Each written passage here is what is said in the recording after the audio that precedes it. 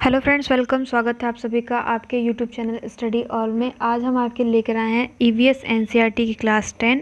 सारे question important है, आप वीडियो लास्ट तक जरूर देखें। पसंद आए तो लाइक कीजिए, थोड़ा ज़्यादा पसंद आए अपने दोस्तों के साथ शेयर कीजिए। राइट आंसर एंड सजेशन आप कमेंट बॉक्स में शेयर कर सकते हैं। चलिए स्टार्ट करते हैं। पहला, आमतौर पर समाचारों में आने वाला रियो 20 सम्मेलन क्या है? रियो 20 सम्मेलन क्या है? पहला, यह धारणीय विकास सस्टेनेबल डेवलपमेंट पर संयुक्त राष्ट्र सम्मेलन है।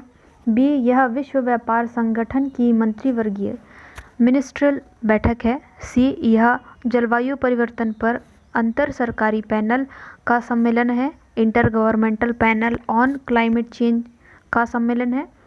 डी, यह जैव विविधता पर कन्वेंशन के सदस्य देशों का सम्मेलन है। ऑप्शन नंबर ए यहाँ पर बिल्कुल राइट आंसर होगा। यह धारणीय विकास सस्टेनेबल डेवलपमेंट पर संयुक्त राष्ट्र सम्मेलन है, रियो 20। ऑप्शन नंबर ए पर टिक करेंगे, करेक्ट आंसर होगा अपना। अगला क्वेश्चन, पृथ्वी सम्मेलन 5 रियो 5 का आयोजन हुआ था? किस वर्ष में रियो 5 का आयोजन हुआ था? वर्ष 2005 में, वर्ष 2000 में, वर्ष 1999 में, वर्ष 1997 में। ऑप्शन नंबर डी यहाँ करेक्ट आंसर होगा। वर्ष 1997 में रियो 5 का आयोजन हुआ था। ऑप्शन नंबर डी पर टिक करेंगे, करेक्ट आंसर होगा अपना। रियो 20 घोषणा पत्र का शीर्षक क्या था? रियो 20 का टाइटल क्या था? The future we want, the future we seek, C the future we have, D the future we see. Option number A यहाँ बिल्कुल राइट आंसर होगा। रियो 20 का title the future we want था। ऑप्शन नंबर ए पर tick करेंगे, the future we want. हरित अर्थव्यवस्था पर कार्रवाई के लिए भागीदारी PAGE, जो अपेक्षाकृत हरित तथा अधिक समावेशी अर्थव्यवस्था की ओर देशों के संक्रमण में सहायता के लिए संयुक्त राष्ट्र की क्रियाविधि है, आविर्भूत हुई। इनमें से कौन सा कथन जो आविर्भूत हुआ? ए, जोहान्सबर्ग में 2002 के साधारणीय विकास के पृथ्वी शिखर सम्मेलन में। बी, रियो डी जेनेरो में 2012 के संधारणीय विकास पर संयुक्त राष्ट्र सम्मेलन में। सी, पेरिस में जलवायु परिवर्तन पर संयुक्त राष्ट्र फ्रेमवर्क कन्वेंशन में। डी, नई दिल्ली में 2016 के विश्व साधारणीय विकास शिखर सम्मेलन में। ऑप्शन नंबर बी यहाँ बिल्कुल राइट आंसर होगा। रियो डी जेनेरो 2012 के साधारणीय विकास पर संयुक्त राष्ट्र सम्मेलन में। ऑप्शन नंबर बी पर टिक करेंगे, करेक्ट आंसर होगा अपना, जो एक क्रियाविधि है PAGE की। ऑप्शन नंबर 4 का बी आंसर बिल्कुल करेक्ट आंसर होगा। अगला क्वेश्चन, निम्नलिखित कथनों में से कौन सा सही है? जो राइट है वो कथन देखना है। अनरेड प्लस प्रोग्राम की समुचित अभिकल्पना और प्रभावी कार्यान्वयन महत्वपूर्ण रूप से योगदान दे सकते हैं। पहला कथन, जैव विविधता का संरक्षण करने में। दूसरा कथन, वन्य पारिस्थितिकी की समुत्थानशीलता में। तीसरा कथन, गरीबी कम करने में। अब इसके कूट हैं, केवल 1 और 2, केवल 3, केवल 2 और 3, केवल 1, 2 और 3। ऑप्शन नंबर डी यहाँ करेक्ट आंसर होगा। तीनों ही कथन सही हैं। ऑप्शन नंबर डी पर टिक करेंगे। पहला कथन जैव विविधता का संरक्षण करने में। दूसरा, वन्य पारिस्थितिकी की समुत्थानशीलता में। तीसरा कथन, गरीबी को कम करने में। ऑप्शन नंबर डी यहाँ करेक्ट आंसर होगा। कार्बन क्रेडिट का दृष्टिकोण इनमें से किस सम्मेलन से शुरू हुआ?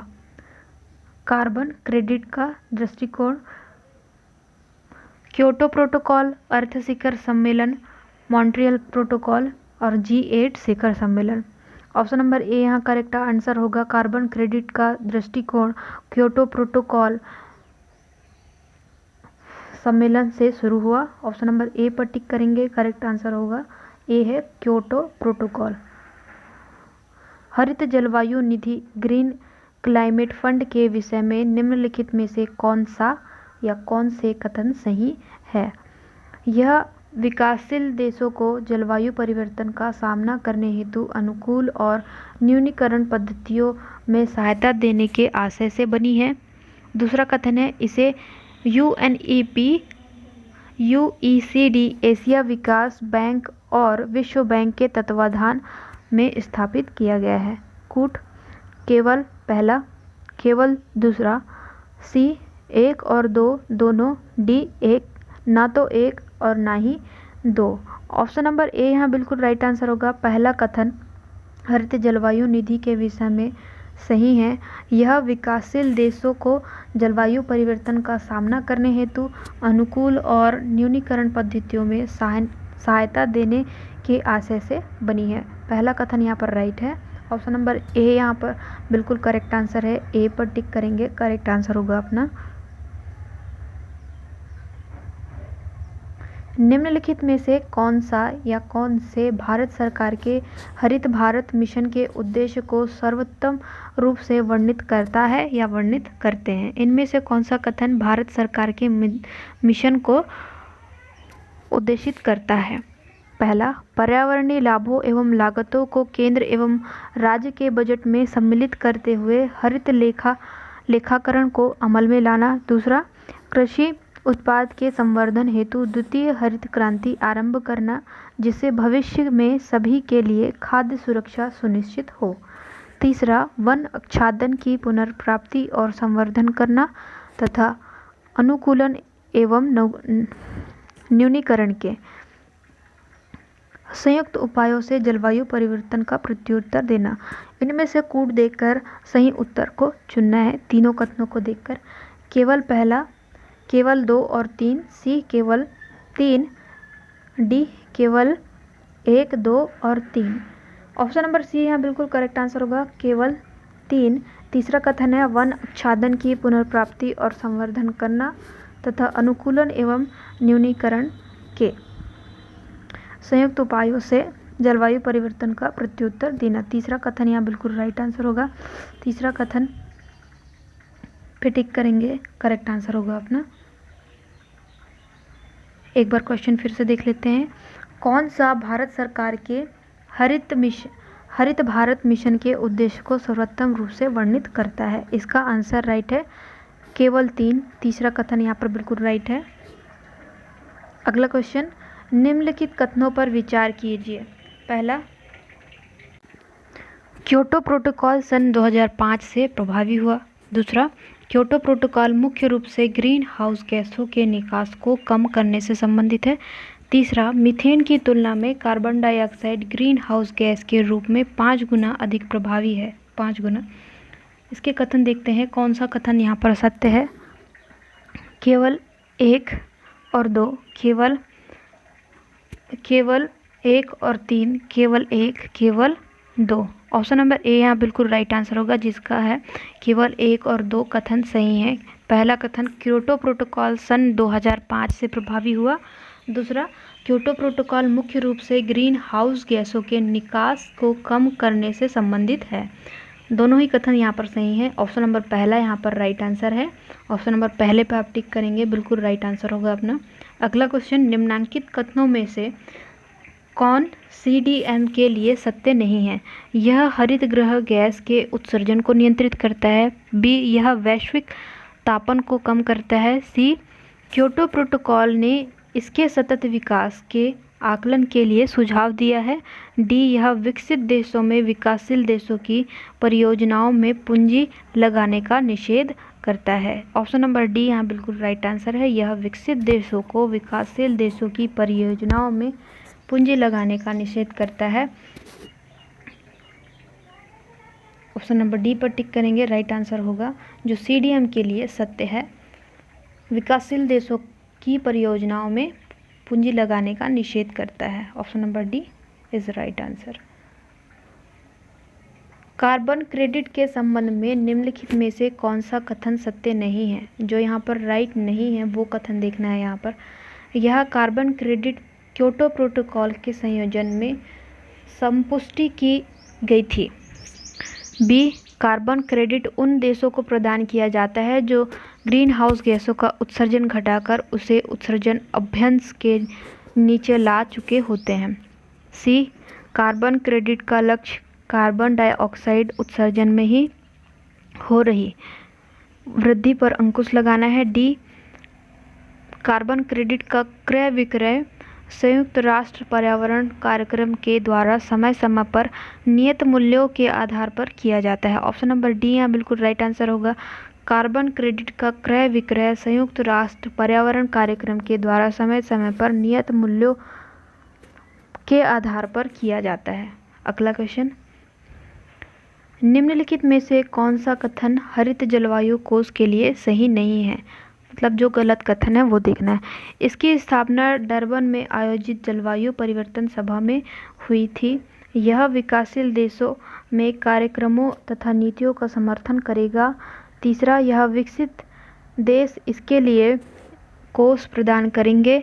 चौथा, यह कोष वर्ष 2014 से कार्य करना प्रारंभ करेगा। ऑप्शन नंबर ए यहाँ बिल्कुल राइट आंसर है। इसकी स्थापना डरबन में आयोजित जलवायु परिवर्तन सभा में हुई थी, जो बिल्कुल हरित जलवायु कोष के लिए सही नहीं है। ऑप्शन नंबर पहले टिक करेंगे आप, बिल्कुल करेक्ट आंसर होगा अपना ए वाला। निम्नलिखित में से किसने सुझाया था कि पृथ्वी का धुरी पर अवस्था बदलना जलवायु परिवर्तन के लिए एक कारक है? रॉबर्ट हुक ने बताया था, मिलुटिन मिलानकोविच ने, जॉर्ज सिम्पसन ने, टी.सी. चैम्बरलेन ने। ऑप्शन नंबर बी यहाँ बिल्कुल राइट आंसर होगा। मिलुटिन मिलानकोविच ने सुझाया था कि पृथ्वी का धुरी पर अवस्था बदलना जलवायु परिवर्तन के लिए एक कारक है। ऑप्शन नंबर बी पर टिक करेंगे, करेक्ट आंसर होगा अपना। निम्नलिखित में से कौन सा एक भारत के राष्ट्रीय जलवायु परिवर्तन कार्य योजनाओं के 8 मिशनों में शामिल नहीं हुई है? 8 मिशन में शामिल नहीं हुई है। सौर शक्ति, वनीकरण, नाभिकीय शक्ति, डी, अपशिष्ट से ऊर्जा परिवर्तन। ऑप्शन नंबर सी यहाँ पर बिल्कुल राइट आंसर है। नाभिकीय शक्ति जो 8 मिशनों में शामिल नहीं है। ऑप्शन नंबर सी पर टिक करेंगे, बिल्कुल करेक्ट आंसर होगा अपना। भारत के राष्ट्रीय जलवायु परिवर्तन कार्य योजना के 8 मिशनों में शामिल नहीं है नाभिकीय शक्ति। अगला क्वेश्चन, निम्नलिखित औद्योगिक देशों के समूहों में से किसने क्योटो प्रोटोकॉल को स्वीकार नहीं किया है? इनमें से कौन ने क्योटो प्रोटोकॉल को स्वीकार नहीं किया है?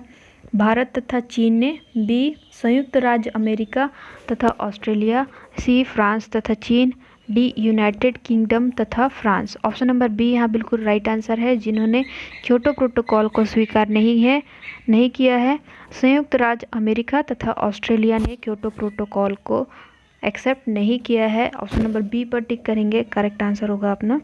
अगला क्वेश्चन, भूमंडलीय जलवायु परिवर्तन संधि ग्लोबल क्लाइमेट चेंज अलायंस के संदर्भ में निम्नलिखित में से कौन सा या फिर कौन से कथन सही हैं?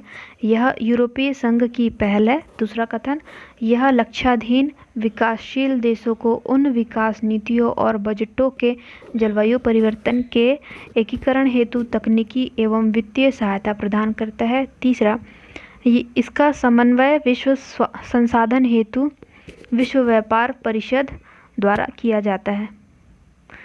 कूट जिनमें से सही उत्तर चुनना है, केवल 1 और 2, केवल 3, केवल 2 और 3, चौथा 1, 2 और 3। एक बार और देख लेते हैं क्वेश्चन। भूमंडलीय जलवायु परिवर्तन संधि के संदर्भ में, उसके बाद एक कथन है यह यूरोपीय संघ की पहल है। ऑप्शन नंबर ए यहाँ बिल्कुल राइट आंसर होगा।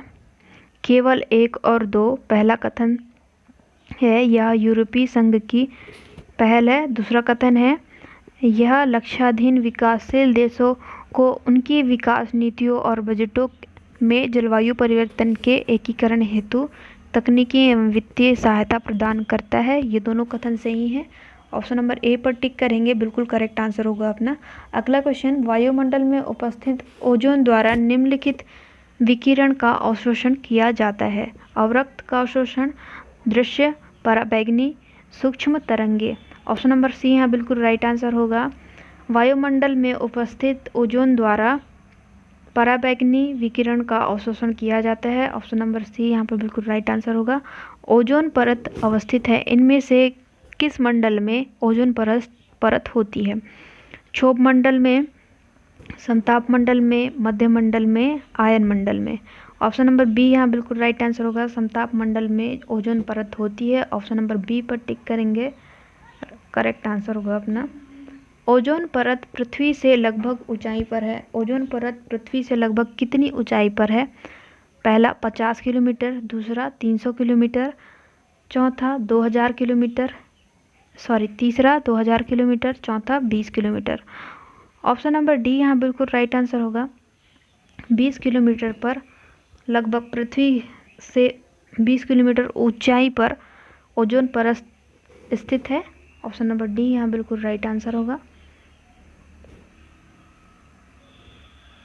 समताप मंडल में ओजोन के स्तर को प्राकृतिक रूप से विनियमित किया जाता है। कैसे?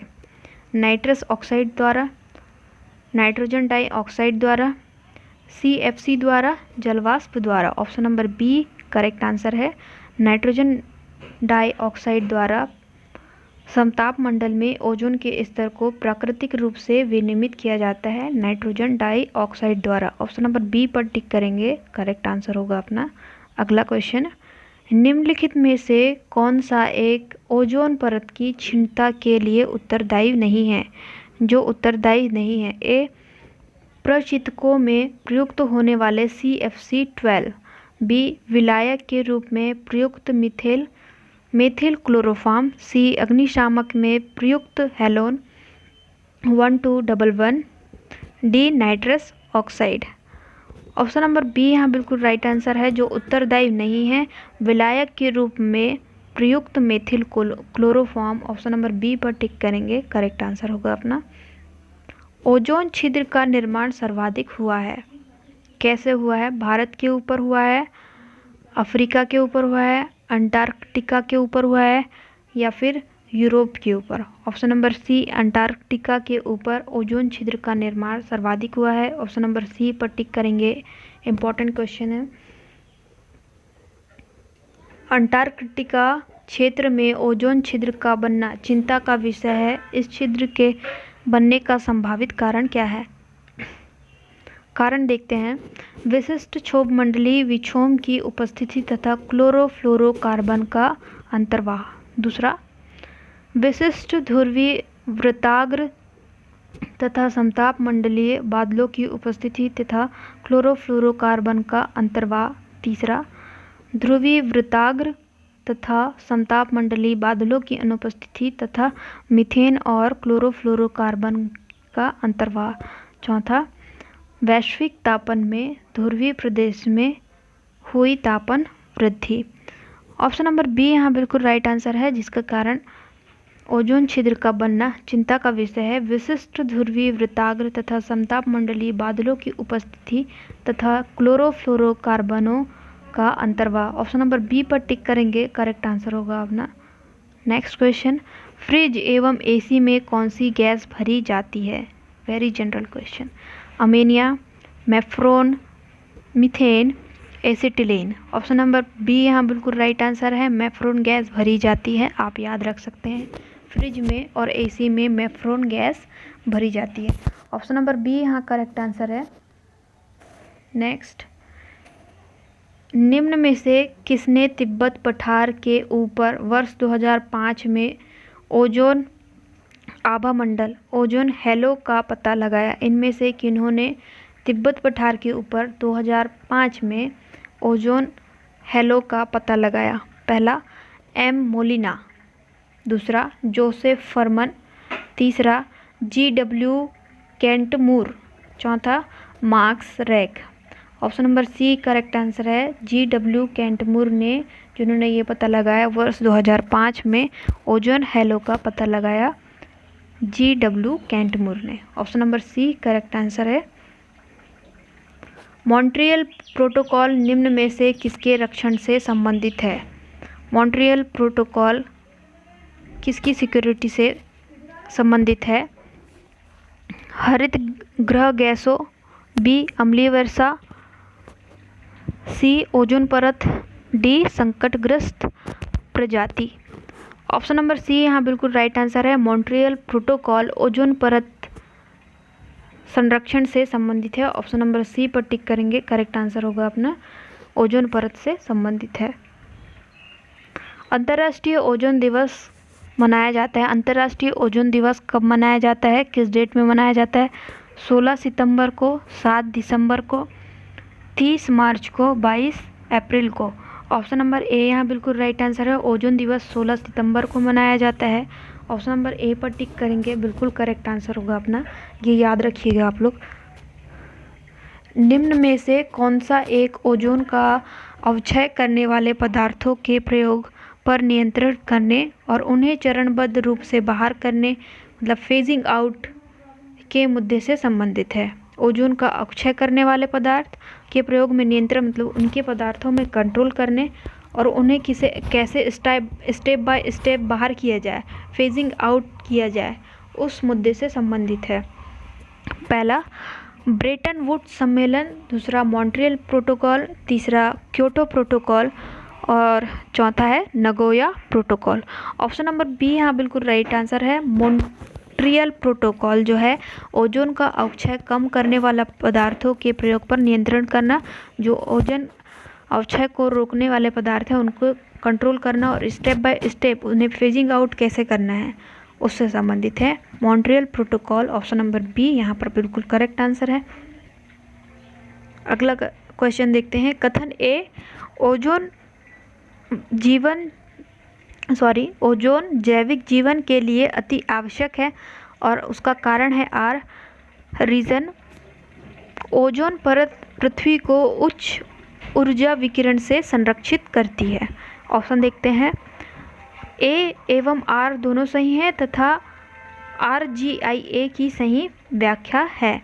दूसरा ए और आर दोनों सही हैं परंतु RIA की सही व्याख्या नहीं है। तीसरा ए सही है परंतु आर गलत है और चौथा ए गलत है परंतु आर सही है।